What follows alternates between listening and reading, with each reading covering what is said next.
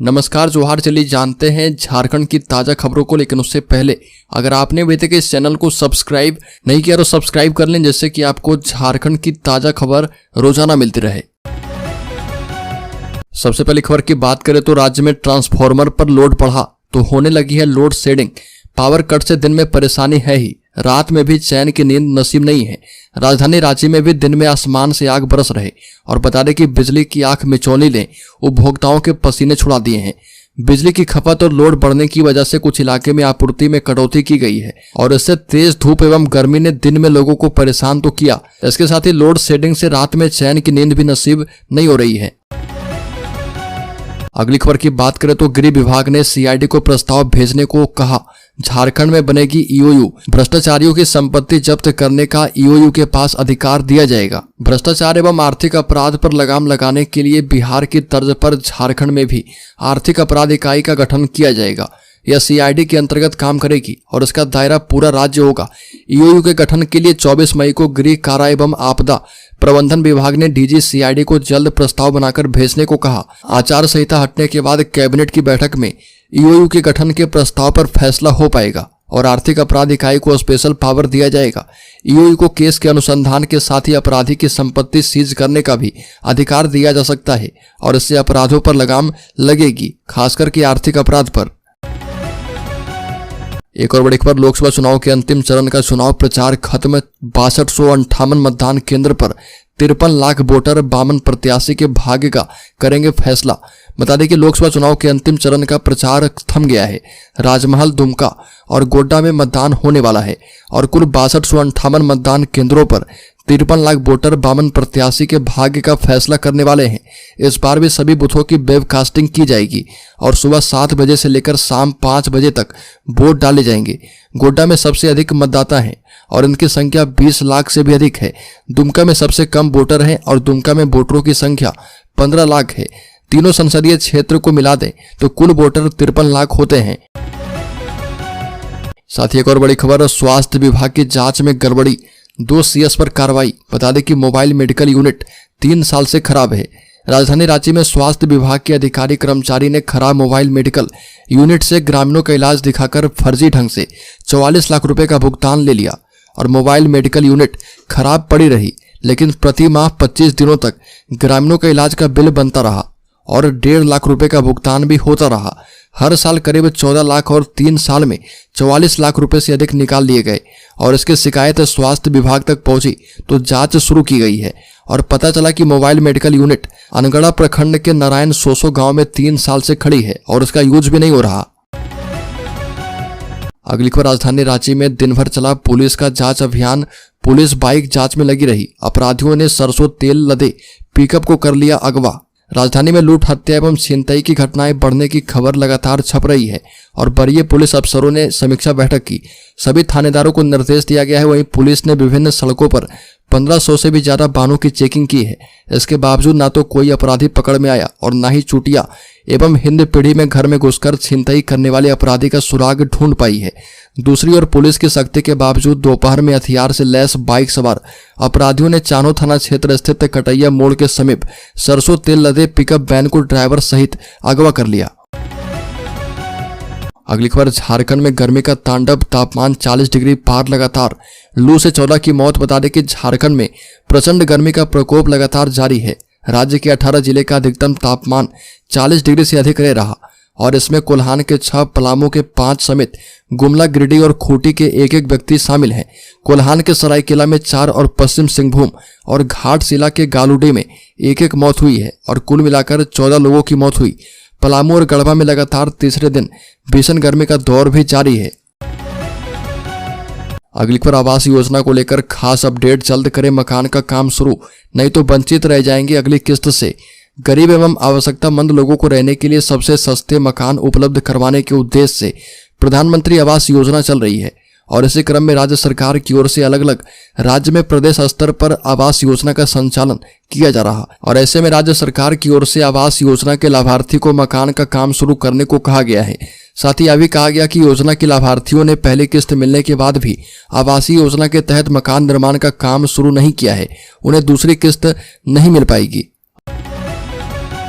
अगली खबर, झारखंड कांग्रेस के प्रदेश अध्यक्ष राजेश ठाकुर ने कहा कि हम संकट के दौर से गुजर रहे और पीएम मोदी के इशारे पर एक रणनीति के तहत पहले हेमंत सोरेन और फिर आलमगीर आलम को जेल भेजा गया ताकि संताल परगना में इंडिया गठबंधन कमजोर हो जाए।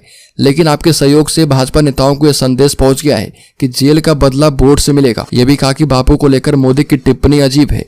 आज यह खुद को महामानव समझने लगे हैं और बापू को पूरा विश्व शांति का मसीहा मानता है और उनके आदर्श का अनुकरण करता है, लेकिन अपने घमंड में पीएम मोदी बापू के अस्तित्व पर ही प्रश्न चिन्ह लगा रहे। अगली खबर, संथाल परगना के सभी 3 सीटों पर भाजपा की जीत निश्चित।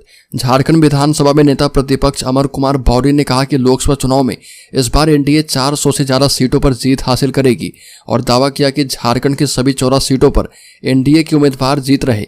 और नेता प्रतिपक्ष अमर कुमार बौरी साहिबगंज में एक संवाददाता सम्मेलन को संबोधित कर रहे थे।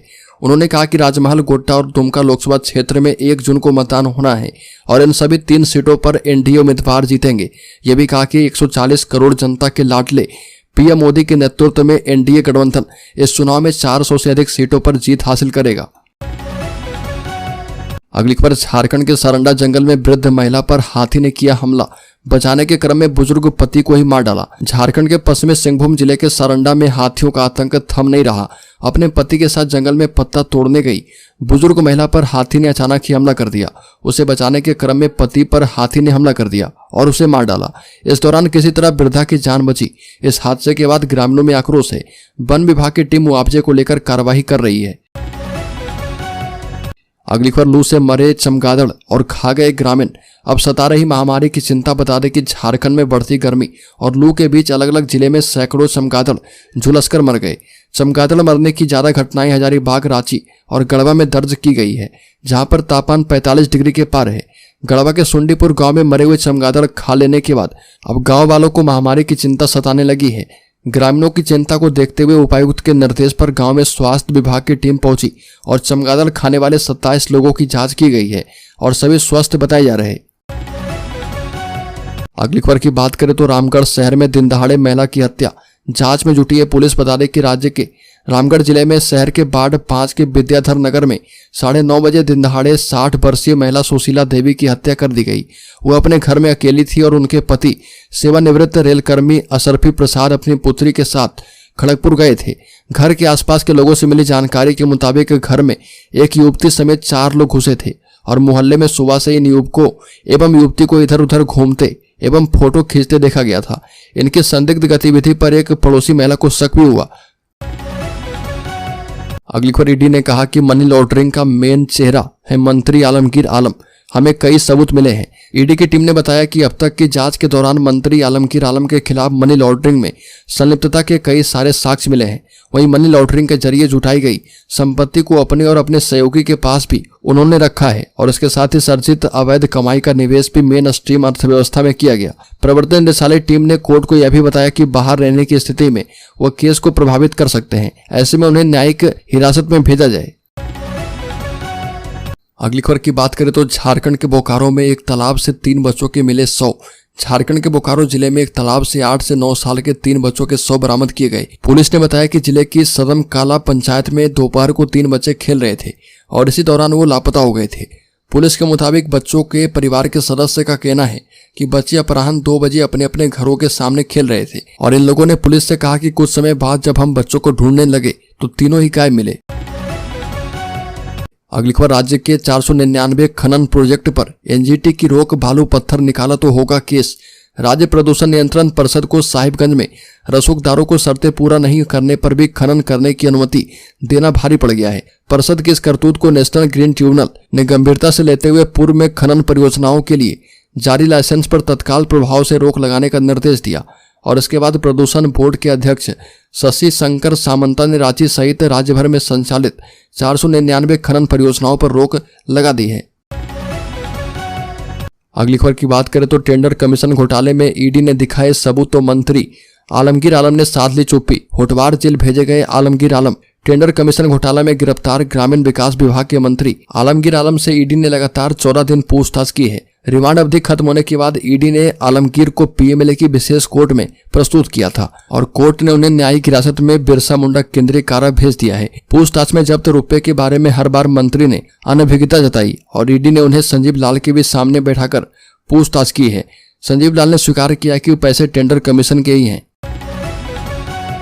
अगली खबर, व्हाट्सएप पर जॉब ऑफर देकर फंसाया था एनआरआई महिला से 29 लाख रुपए की ठगी में एक गिरफ्तार किया गया। साइबर थाना पुलिस रांची ने एनआरआई महिला से 29 लाख रुपए की ठगी मामले में एक आरोपी रविशंकर द्विवेदी उर्फ राजू को दिल्ली से गिरफ्तार किया है। आरोपी नई दिल्ली के श्याम विहार फेज 1 का रहने वाला है और पुलिस ने उसके पास से एक सिम, कॉर्पोरेट इंटरनेट बैंकिंग के क्रेडेंशियल्स के आदान प्रदान एवं साइबर ठगी से संबंधित व्हाट्सएप चैट बरामद की है और पुलिस ने ठगी के रुपए में से 9,36,000 रुपए फ्रीज भी करवाए हैं। अगली खबर, वैश्य ओबीसी महापंचायत के संस्थापक सह भाजपा धनबाद किसान मोर्चा प्रभारी नारायण साव ने कहा कि धनबाद लोकसभा सीट से ढुल्लू महतो की जीत सुनिश्चित है और यहाँ के लोगों ने भाजपा प्रत्याशी को बढ़ चढ़कर अपना वोट दिया है। यह भी कहा कि ढुल्लू महतो धनबाद लोकसभा क्षेत्र के सभी वर्ग का वोट मिला है। वहीं वैश्य ओबीसी के सभी वर्ग के लोगों ने नरेंद्र मोदी को पुनः प्रधानमंत्री बनाने के लिए और देश को पूरे विश्व के शिखर तक पहुंचाने के लिए अपना वोट किया है। अब निश्चित रूप से धनबाद लोकसभा सीट से भाजपा प्रत्याशी की जीत 2 लाख से भी अधिक मतों से होने वाली है। अगली खबर, भाजपा के प्रदेश अध्यक्ष बाबूलाल मरांडी ने कहा कि संथाल परगना क्षेत्र में संथाल पहाड़िया आदिवासियों की आबादी लगातार कम होना खतरे की घंटी। राज्य सरकार को स्पेशल टास्क फोर्स बनाकर इसकी जांच करवानी चाहिए। और श्री मरांडी पत्रकारों से बातचीत कर रहे थे। ये भी कहा कि पाकुड़ के इलाके में पहाड़ियों के गांव उजड़ गए और वर्ष 2001 में यहां पर आदिवासी की आबादी 46% थी और 2011 में घटकर 42% हो गई है। अगली खबर की बात करें तो झारखंड के इंजीनियरिंग कॉलेज में 5520 सीटों पर एडमिशन के लिए 24 तक भरे जाएंगे फॉर्म। जारी अधिसूचना के मुताबिक उम्मीदवार 24 जून तक एडमिशन के लिए आवेदन कर पाएंगे और आवेदन में किसी प्रकार के सुधार के लिए 25 जून से 27 जून तक का समय दिया जाएगा। वहीं स्टेट मेरिट लिस्ट 2 जुलाई को जारी किया जाएगा। काउंसिल में किए गए आवेदन के बाद जेईई मेन रैंक के आधार पर स्टेट मेरिट लिस्ट तैयार की जाएगी। अगली खबर, झारखंड के शेयर होल्डर्स इन्वेस्टर्स के लिए बड़ी खबर। अपोलो हॉस्पिटल से लेकर लक्स इंडस्ट्रीज तक ये 10 शेयर रहेंगे फोकस में और इसमें Apollo hospitals enterprise, Bharat dynamics का नाम भी शामिल है।